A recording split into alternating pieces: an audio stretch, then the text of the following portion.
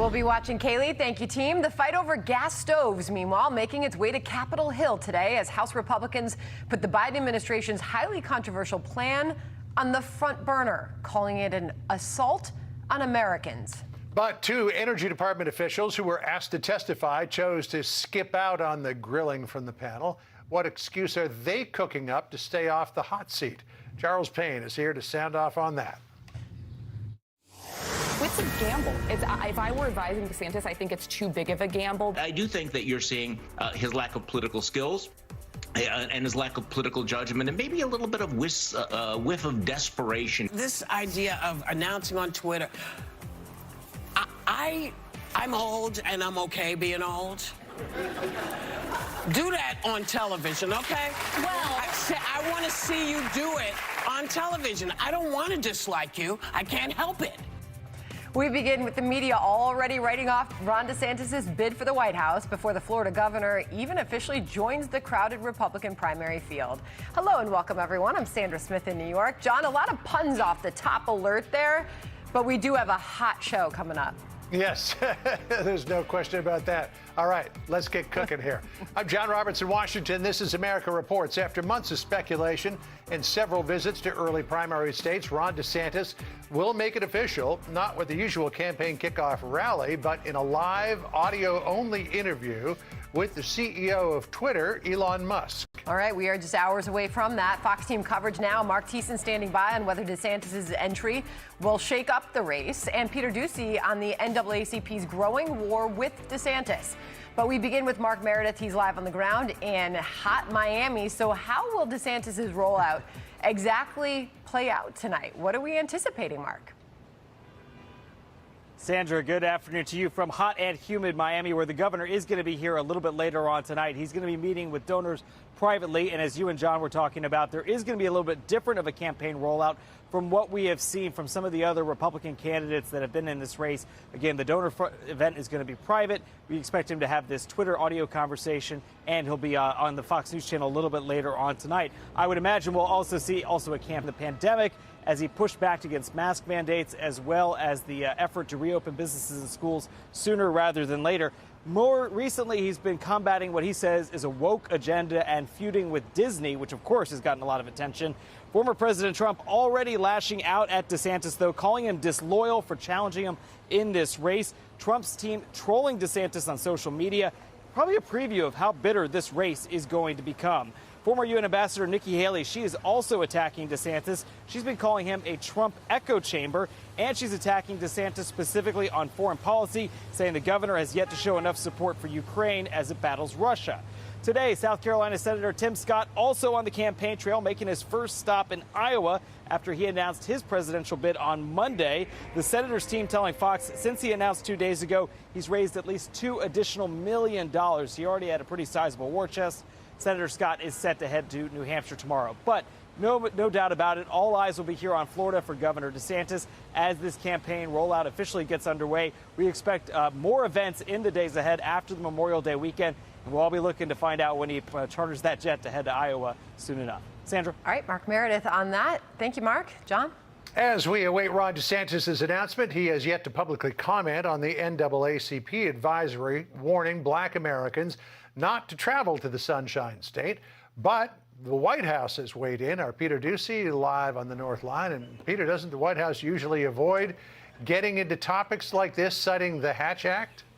Yes, they do, John, but because they're very carefully scripted comments here, don't speak to potential outcomes of an election, officials here feel free to tee off on Florida. I'm not going to comment on travel advisories specifically, but I'll say this more broadly. Republicans in that state are calling this criticism unfair, and it's not just a DeSantis thing. Congressman Byron Donalds, for example, backs Donald Trump. The third largest population of black people in any state happens to be in Florida. Floridians, especially black Floridians, but all Floridians, they're starting businesses. Their kids are thriving in our schools. They're actually able to live their lives free from government overreach. Governor DeSantis has very carefully scripted everything he's done and said for the last several months. So this controversy would be part of his plan. John. All right, Peter Ducey with the latest for us from the White House. As always, Peter, thank you. Sandra? Let's bring in Mark Thiessen now, former speechwriter to President George W. Bush, senior fellow at the American Enterprise Institute, and a Fox News contributor. Mark, walk us up to tonight. What should this announcement look like from Ron DeSantis to get the most attention for him and his campaign? Well, first of all, I think the way we need to look at this is that there are really two GOP primaries. There's the GOP primary for the nomination to challenge Joe Biden, and then there's the inter-GOP primary to challenge Donald Trump. And right now, Ron DeSantis is leading that inter-GOP primary, and it's got to be, they've got to fight it out, get the candidates in there, and one person has to emerge to challenge Trump, or else it's going to be like 2016 all over again when he won with a plurality, never reaching above 50% until the New York primary, I believe. So, DeSantis is leading in that primary, and there's a reason for that.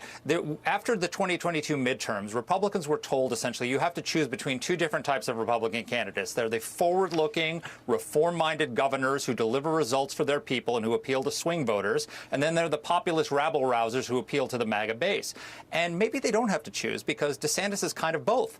He is a populist who's taking on Disney and taking on the left's woke agenda, but he's also delivering results for Florida citizens. Since he won re-election, he's passed a raft of bills, including the most expansive school choice bill in the country. He's taken on lawsuit reform, taking on the trial lawyers. He's banned ESG investing of state assets, taken on DEI in schools.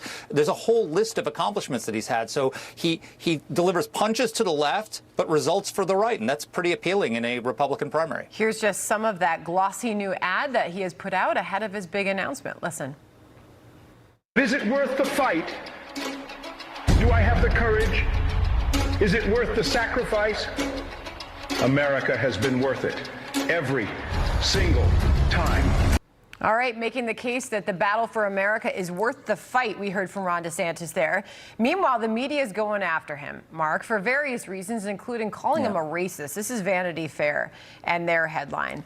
Ron DeSantis will formally announce his 2024 bid with Elon Musk because apparently David Duke was not available. This is a tweet from Hillary Clinton. Ron DeSantis' ultra-MAGA Florida isn't safe for people of color, LGBTQ plus people, or even multi-billion-dollar corporations. Are these attacks, these racist, going to work, Mark? No, and it just shows that they're afraid of him. They're worried that he could actually beat Donald Trump and take the nomination, because the Democrats think that the best person to run against is Donald Trump. They think that he's the one that they can beat the most. I mean, remember, they spent tens of millions of dollars in the 2022 midterms backing MAGA candidates in Republican primaries because they thought they'd be easier to beat. So they're worried about DeSantis. And I will tell you that it's a pretty wide open field right now in the Republican primary, because if you look at, there was a CBS poll shows that only 24% of Republican voters say they're only considering Donald Trump. There's 27% of Republican voters who say they're not considering Trump. And then 49%, the majority, say that or near majority, said that they're deciding between Trump and other candidates. So that means 76% of the Republican vote is up for grabs. And so if DeSantis can make a good case that he's the best person to challenge Trump and beat Biden, then he could win it. And if somebody else can do that, then, Tim Scott's is an impressive person. Nikki Haley's impressive. There's a lot of good candidates. We have a wealth of candidates in the Republican side who can carry the banner. Well, you mentioned Nikki Haley. It's not just the media going after DeSantis hours ahead of this big announcement. Here's Nikki Haley's ad campaign mocking him for copying Donald Trump. Listen. Make America great again. Make America great again.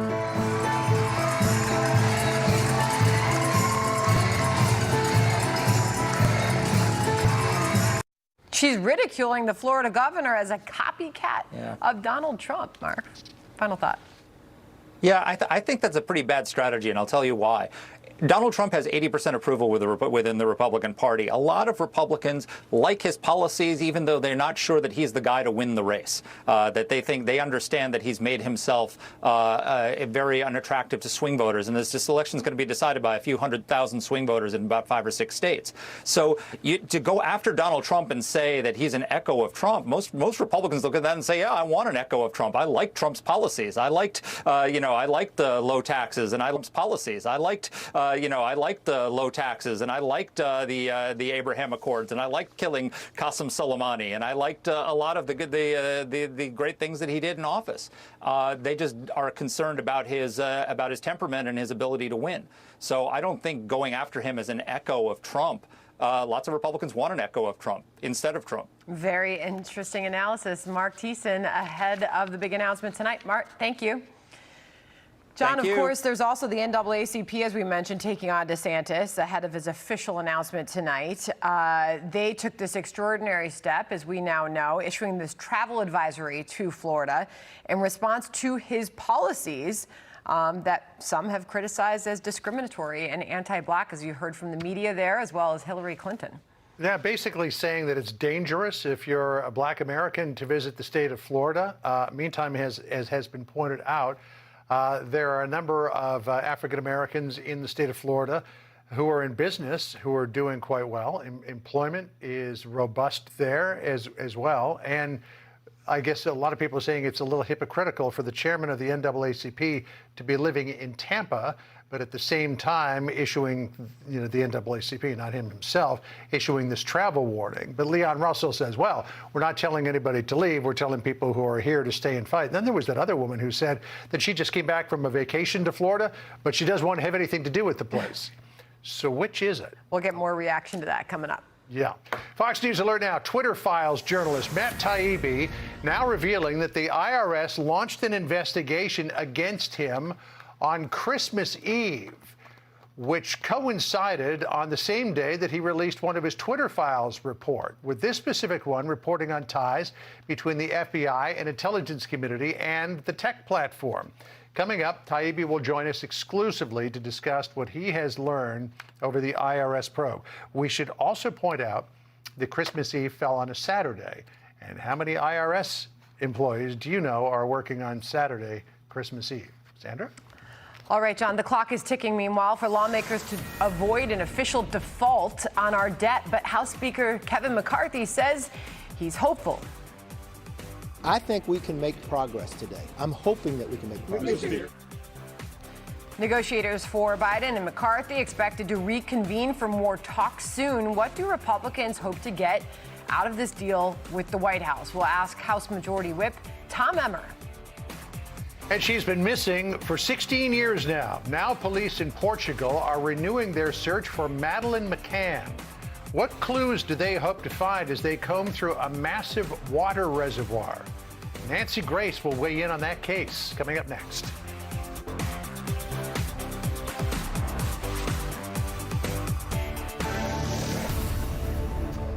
Sniffer dogs now on the scene assisting in the renewed search for Madeleine McCann. Portuguese authorities and British authorities are looking through a reservoir for any traces of the 3-year-old British girl who vanished 16 years ago now.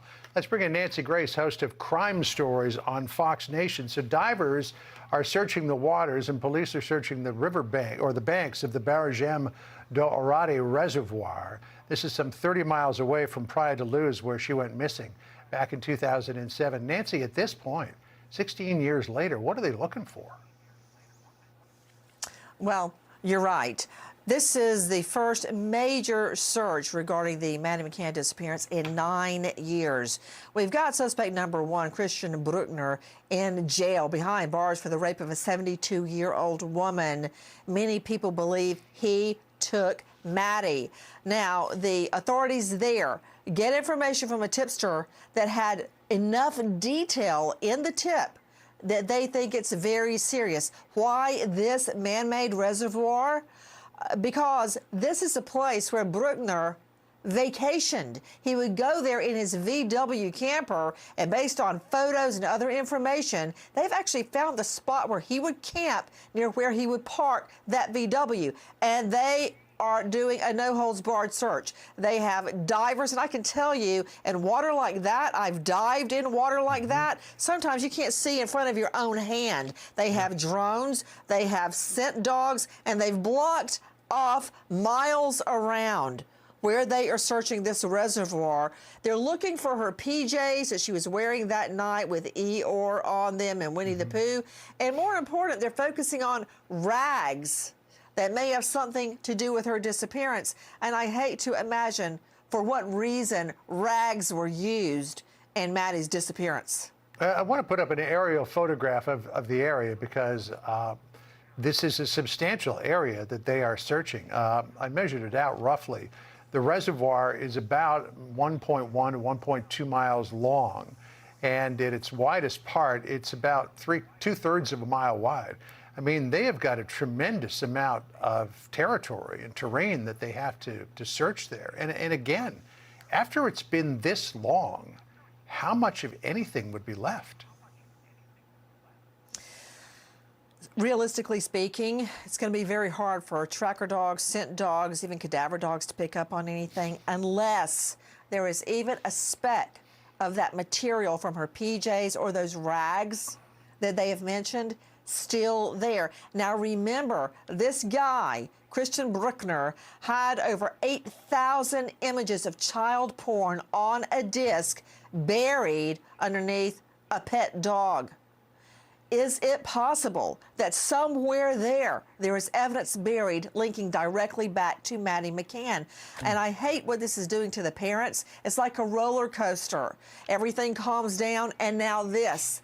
I pray for some results out of this, now entering the 3-day search.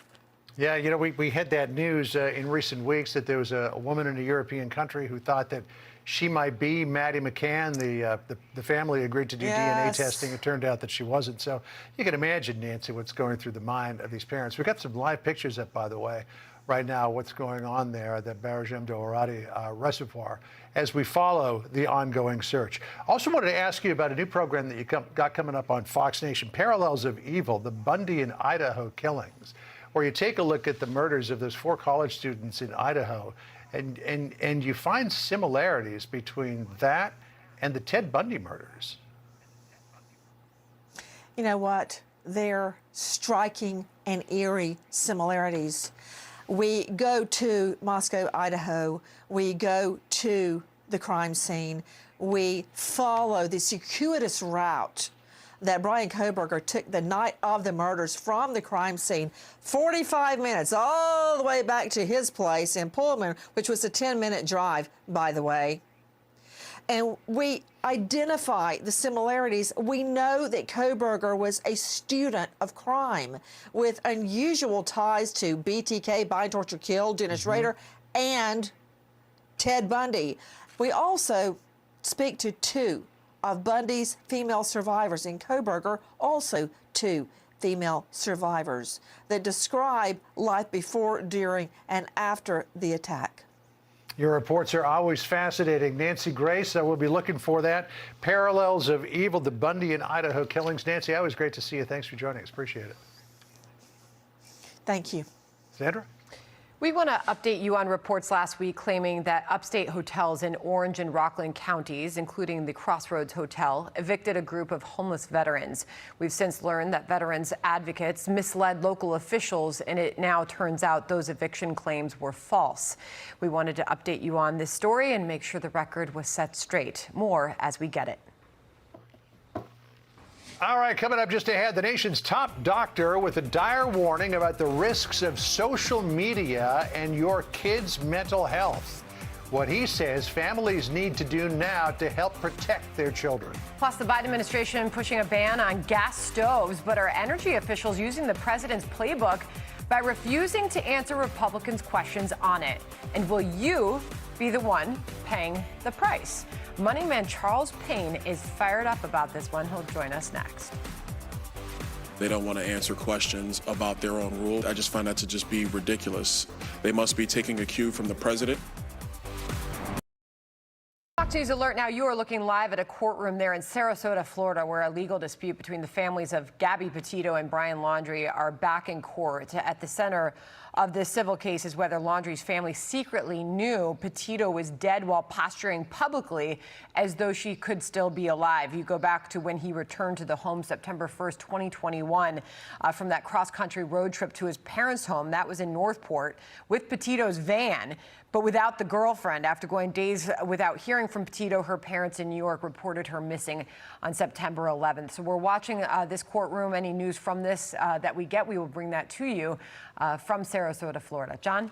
All right, looking forward to any reports from there, Sandra. Today marks 1 year since the horrific school shooting at that elementary school in Uvalde, Texas. Moments ago, the community holding a vigil, releasing butterflies into the sky to mark the moment when gunshots were first heard inside the classroom.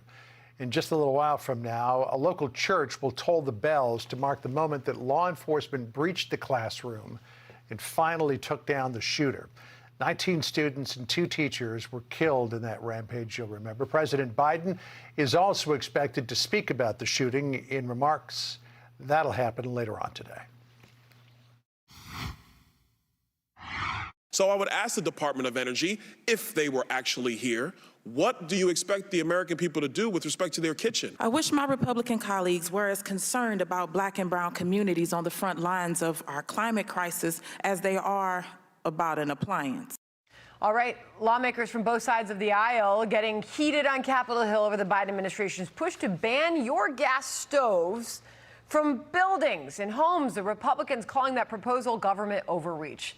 Let's bring in Charles Payne, host of FBN's Making Money. I don't know how it can be seen as any other way. Are they coming for our gas stoves? What's happening? They're coming for everything. They're coming for everything, and gas stoves are a part of that everything. And it's just sort of, you know, it's interesting. When these stories initially bubble up, it's always like, who, us? No, we weren't even thinking about anything like that. And then later on, they push it through. And then you'll hear a comment like, well, aren't you guys worried about other things other than this or other than that? No, we're not, because they all come under the same umbrella of government overreach. Yeah, I mean, there's nothing else going on here. I always wonder what happens with all the other gas stoves, right? Are they going to let you? Are they going to let you keep the gas stove if you have it? And this is only if you're building a new apartment building that you're going to have to. There's already restaurants taking issue with this, saying we won't be able to maintain the quality of the food we're feeding our customers without the gas stoves. Right. You know, and the reason, though, it's going to happen, I was checking it out. California has 70% gas stoves. New York State, 69%. Those are like the 2 big states, right? California, Nevada. And they're going to push it through. And this is what they do with everything. Car standards, you know what, some of the crazy things that we're doing with these automobiles, you push it through in these states with these large populations, and all of a sudden the manufacturers have to cede to what these large states are doing. And that's why if you've got a gas stove, you know, it's probably going to be the last time. You'll probably be the last person in your family with one. And it's really a shame. You know, a nation of options, a nation of free markets, we have fewer and fewer options almost every single day. And that's just un-American. Well, we look what happens with the dishwashers when they go green. They don't get the dishes as clean. You look what happens in your shower when you get the green shower head. You don't get the pressure and the shampoo's left in your hair. Don't start me on that. But nothing is more telling than the empty chairs at this hearing room. There were the Biden officials that chose not to attend because the decision on this isn't finalized. I mean, these are Department of Energy officials. They were invited by Republicans to testify at this hearing about this proposed gas stove regulations and the rules, but they're refusing to appear, Charles, according to a GOP aide telling Washington Times. They apparently are saying they're not attending because the proposed rules have not been finalized. But the empty chairs are something. Why not just show up if this is something they believe in? It's arrogance. It's finalized. By the way, it has been finalized. It's just not official. So they're using the wrong words. In their minds, it's finalized. It's done. They are going to ramp this down our throats along with everything else. They're going to control our behavior, you know, and this sort of this administration, this movement, is all about one thing, and it's the climate gods. And that's bottom line. And everything that comes underneath that is, quote unquote, it's finalized. It's not official, but it is final. Speaking of which, remember the energy official, the energy secretary for the Biden administration, who laughed when she asked what the plans are to increase oil production in this country. She said this on the gas stove ban. Listen to Granholm. There's no ban on gas stoves. I have a gas stove. It is just about making the existing electric and gas stoves and all the other appliances more efficient. It is a proposed rule. We absolutely consult with industry on it. Okay. So we'll see where that goes. All right. So meanwhile, McCarthy seems optimistic they're going to get a deal done. Pop up the Dow. It's down 233 points. Not a huge sell-up, but markets certainly are in a wait and see. Is this going to get done? Charles, what do we need to know? The markets are finally acting, reacting. They really hadn't until yesterday at about 2 o'clock. And then it starts to feel like, interesting, 2011, which everyone says we don't want to repeat, 7 trading days before the X date, the market fell apart. We were down like 11% in just two sessions, 1 or 2 sessions. So we are starting to go down that slippery slope in the market. I like what Kevin McCarthy is saying. I like that it keeps coming out to the mics. But you got to wait for a deal. But the market certainly hasn't priced in a default. Gosh, if there was a surprise, you'd certainly see that happen. No, but the seeds are sown so that we could have a session where we're down 5% in one session. Oh, wow. We don't want that, obviously, No. but that's possible at this point because everyone's on pins and needles. All right, Larry Kudlow is going to be joining us up with his update next hour, and he's got McCarthy on, I believe, tonight, That's a top great of his guest to show. have today. So, Charles, thank you very much. See you. Okay, John? Looking forward to that, Sandra, coming up. Meantime, a new warning from the nation's top doctor about the risks of social media and children's mental health. The Surgeon General recommending families create media plans to set boundaries for social media use. Let's bring in Dr. Mark Siegel, Fox News contributor and professor of medicine at NYU's Langone Medical Center. So, Doc, let me start us off by asking just how toxic is social media to young people? Very toxic. And as you know, I spoke to the Surgeon General and interviewed him, and he actually raised my eyebrows on a couple of things. First of all, when kids use more than 3 hours a day, Sandra knows this well, John, we have older kids, and I think parents are saying now, and they surveyed that, Surgeon General surveyed that, parents are much more worried now than they were 20 years ago. And when you have more than 3 hours on social media a day, you double or triple your chance. Yes. So, of course, social media, if it's risking the health of our teens, has to be regulated, has to be looked at in terms of safety. And that was his major point. And parents have to be questioned if they're allowing this. More than a third of teens ages 13 to 17 report using social media almost constantly. And nearly 2/3 of teens say they use social media every day. 1/3 or more of girls ages 11 to 15 say they feel addicted to certain platforms. So this has to be a coordinated effort because it's time to start complaining about it, you know, and warning about it, Dr. Siegel, and talking about bans. And it's time to start doing something about it. And it's got to be a coordinated effort. You talk to some parents and their plan is this. Just delete it from their own phones. You know, how are we to tell kids not to be on it if we as parents are on these social media platforms is one way. And then you look at the schools. The schools oftentimes, while they're saying put the cell phones down, they're also communicating about their sports and activities on social media. So they've got to quit doing that. But it's got to be a coordinated effort, Dr. Siegel. Completely agree, and you left out one party, which is me. I think physicians have to be involved. And again, Dr. Murthy agreed with that. I want to be part of the conversation. I want to sit down with kids and with parents and make a plan. How about media-free zones? And what, by the way, this is to your point, Sandra, what are you giving up when you're on that iPhone? You're giving up sleep. You're giving up interaction. You're giving up physical exercise and activity and mental exercise and activity other than that iPhone. And then you go on that iPhone, you go on social media, you go on TikTok, and you feel bad about yourself because there's somebody idealized on there that looks better than you do. Can I just say something? I was at Costco the other day, and in front of me in the checkout line, there was a mom with her kid, and the kid must have been maybe 18 months. And he had the phone in his hand, and he was just glued to the phone like this. 18 months old. It was unbelievable. Shocking. And, by the way, I forgot the most important thing. The pandemic made all this worse, didn't it? Yeah. It was like pouring gasoline on the fire because kids couldn't interact because they were left out of school. And John, your point, parents should not allow an 18-month-old to be on an iPhone. Maybe they think that they're learning that way, but they're also learning to be isolated that way. I think it's much better if you look the infant in the eyes and talk to them. Makes sense, right? Dr. Siegel, we'll continue the conversation. Appreciate you joining us on it. Thank you. There's plenty to see at Costco. Hugely important. Thank you. Thank you. Plenty to see at Costco that's not on a phone, I'll tell you that. All right, just 8 days before the U.S. is set to default on its debt with negotiations between President Biden and House Speaker Kevin McCarthy breaking down again. House Majority Whip Tom Emmer is up next on whether his caucus can stay together during these tense talks. Plus, House Republicans threatening to subpoena teachers union boss Randy Weingarten over pandemic school closings.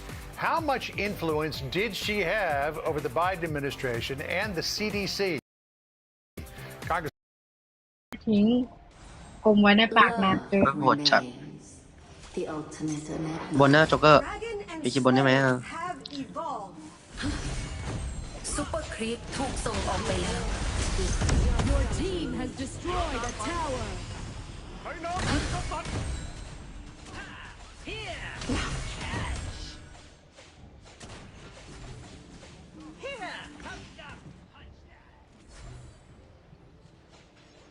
มาชิ้นใหญ่มากด้วยนะ The history of ถอยก่อน แต่กินอยู่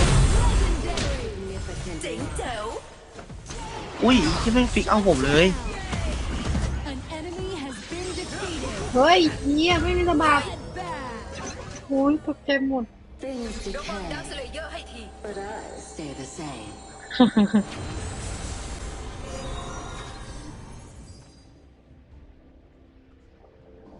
รวมตัว Individuals are never convinced of the inevitability of fate, which is ironically self-proven. แม่ไม่รู้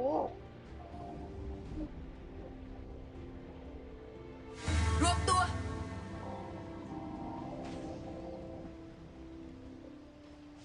The trails of a star are threads of destiny.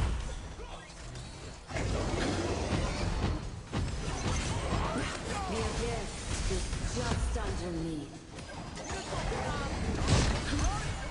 Be enlightened by the truth. เรียกดักสเลเยอร์ออกมาแล้ว Brilliant. Dust. เหี้ยแม่งกันกูไม่ให้ไป Nice assist. An enemy has been defeated. An enemy has been defeated. Love remains. The เมื่อเรียกฉันว่า ultimate พี่สาวปะ The abyss is Hả? just underneath. เอ้า เรามองเป็น An enemy has been defeated. Things decay, but I stay the แต่ same. จริงๆแล้วอยา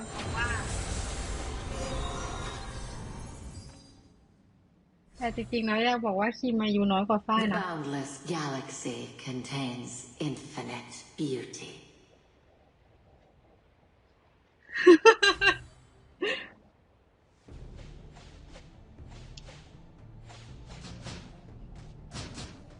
มองเป็นน้ำอ่ะ Team has destroyed a tower. Significant lie. Dominating. ลองพอเลนไปพอเลนไป Triple kill. An enemy has been defeated. Shut down. Your team has destroyed a tower. Civilizations will